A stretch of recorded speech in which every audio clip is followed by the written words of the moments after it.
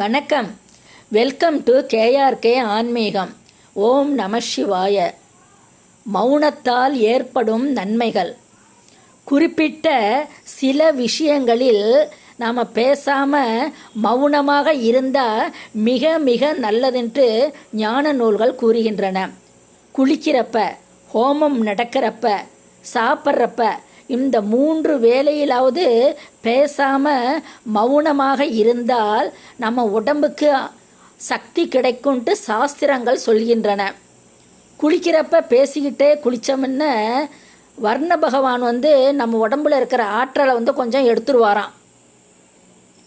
ஹோமம் நடக்கிறப்ப அந்த ஹோமத்தில் சொல்லக்கூடிய மந்திரங்களின் அர்த்தங்கள் நமக்கு புரிஞ்சாலும் சரி, புரியலைனாலும் சரி, பயபக்தியோடு நம்ம அதை காது கொடுத்து கேட்குறப்ப அந்த மந்திரங்களோட ஆற்றல் நம்மளையும் அறியாமல் நம்ம உடம்புக்குள்ளே ஊடுருவி சென்று சக்தியை ஏற்படுத்துமா.